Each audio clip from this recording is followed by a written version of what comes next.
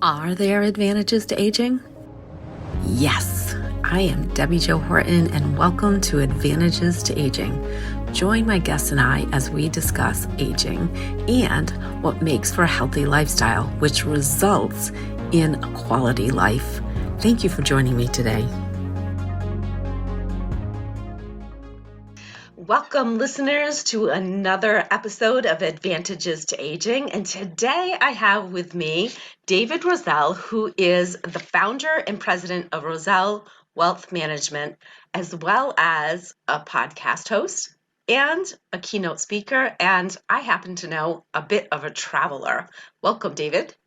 Oh, thank you so much for having me. Well, I am very interested to know what the difference is between being rich and being wealthy. I first came to this realization years ago. I had an opportunity to spend a month on the island of Taveuni, which is located in the South Pacific. And the people in Fiji there were some of the kindest, friendliest, most happy people I'd ever met. And when I stayed in their home, which was more like a hut that had no floors, no windows, they didn't have iPads, they didn't have iPhones, and they certainly didn't have IRAs. And I realized at the time that although they don't have any riches, which I measure by the size of their bank accounts or their investments, they were some of the wealthiest people I'd ever met. And so I was looking at wealth coming more from their heart and their happiness and contentment rather than the size of their wallets. You know, that is so true. If you ask a parent, would you rather your child be rich or happy? All of them say happy.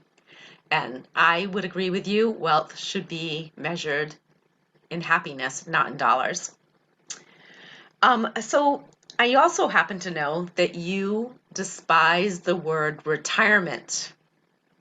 And so many people look forward to retirement, but then don't really know what to do in retirement. So why do you despise that word so much?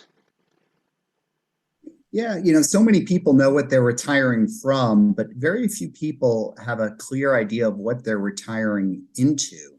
Interestingly enough, the word retirement comes from the Latin word retire, which means to end or be put out of use. Ouch. And the reason for this, I know, and the reason for this is that just 2 generations ago, people would retire at 65, and 3 years later, they were dead. And social insecurity, as I refer to it, was meant to supplement their income for that 3-year period of life that they had in retirement. And let's face it, no one wants to end or be put out of use. And these days, a lot of people are retiring earlier. They're certainly living longer. And so I know a lot of people, certainly clients I work with, that are independent of the paycheck. They're financially sound, but they choose to open up that business in these latter years because they don't want to be put out of use. So it doesn't mean that they're retired. It just means that they're financially independent. I love that because, who would have thought that after I sold my international tax practice, I would be doing a podcast on advantages to aging and in the skincare business. I certainly didn't think about that. So the other thing that I found really interesting when we were speaking before was you compare reaching your financial summit in retirement to climbing Mount Everest. Can you explain that? I sure can. In my book, Failure's Not an Option, I start off the first chapter with sharing a true life experience back in the 1990s of a self-guided 21-day trek through the Himalayas. And ever since then, I started getting more and more into mountaineering. And one of my heroes in mountaineering is a gentleman named Ed Viesturs. And Ed resides in Seattle. And most mountaineers consider him the greatest of all time. He's the only person that's ever summited Mount Everest 7 times and did so each time without supplemental oxygen.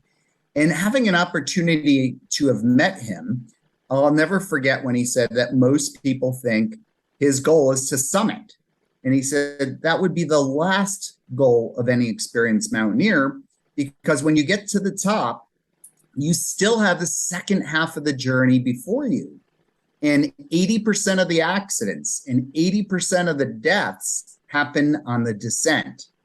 So when he said that it's the second half of his journey that takes on the most amount of risk and needs the most amount of planning, that was my aha moment to realize that when people reach their financial summit, which is my metaphor for the last day that they're funding their retirement accounts and their IRAs, and now they're going to start living off those accounts for 2, 3, and sometimes 4+ decades, that it's the second half of the distribution phase of the financial journey that also takes on most of the amount of risks and needs most of the amount of planning.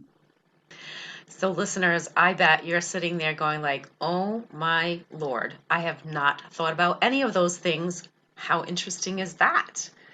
So I would love for you, David, to leave us with the 3 big risks that investors face as they enter the second half of that financial journey. Yeah, well, there's certainly a whole lot more than 3. In retirement, I focus and write about the main 8, but there's 3 that come to mind right now, and one of them is on everyone's mind out there, and that, of course, is inflation. And right now, where inflation is hovering around 9%, it's at a 41-year high.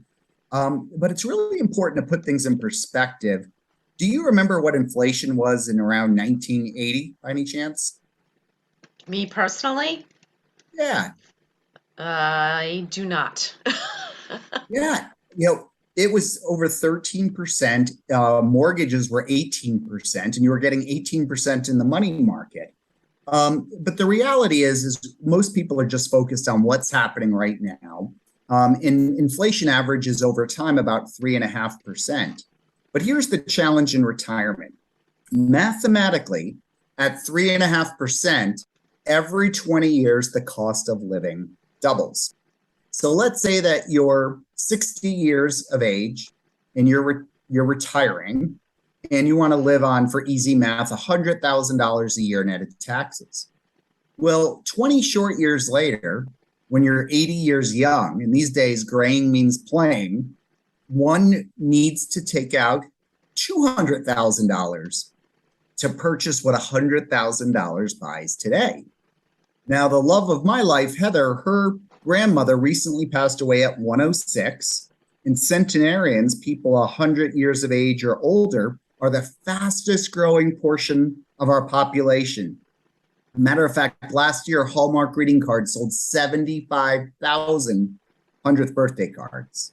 Wow. And so if this same person lives to 100, that doubling occurs again. And at age 100, someone would need $400,000 to buy what $100,000 buys at age 60. And a lot of people think that this might be crazy numbers, but to put inflation in perspective, you probably spent more money on your last automobile than your parents spent on their first home. Very true. Yeah. Very true.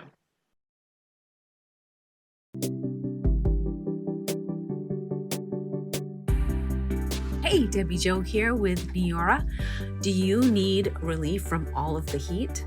Our Youth Factor powder is packed with superfoods and antioxidants, plus an enzyme blend to help your body absorb all of the ingredients. Just pour your daily drink into popsicle molds and freeze. Yum!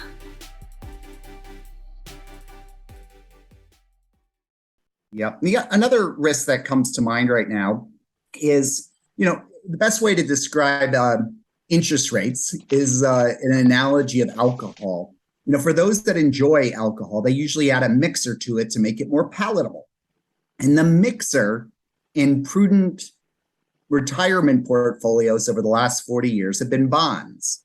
I like to say you need stocks to live well and bonds to sleep well, and it's finding that balance.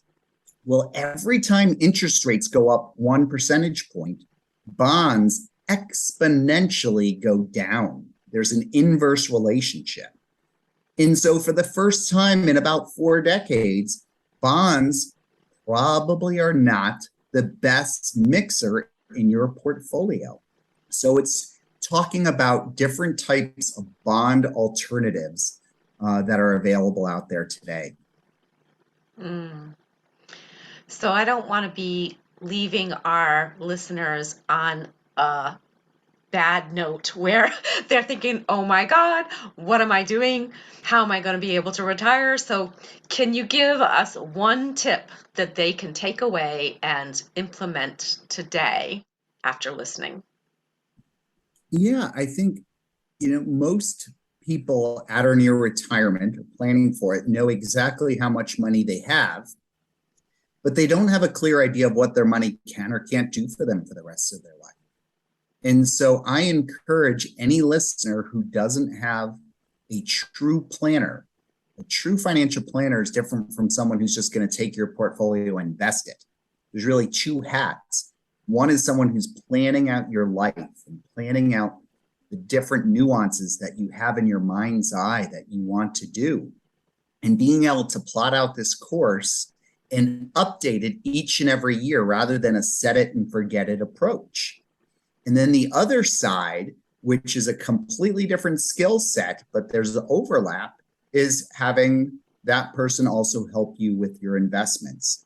So I like to say that if you're failing to plan right now, you're planning to fail. And it's really important for this part of your life to have that person on your team to help show you the way. Yeah, excellent point. Well, listeners, I hope that you found this of value and that you make sure that you have your financial planner. And if you don't, you should be looking for one. Now, David quickly mentioned his book, so make sure you look in the show notes to find out more about that. See you all next time.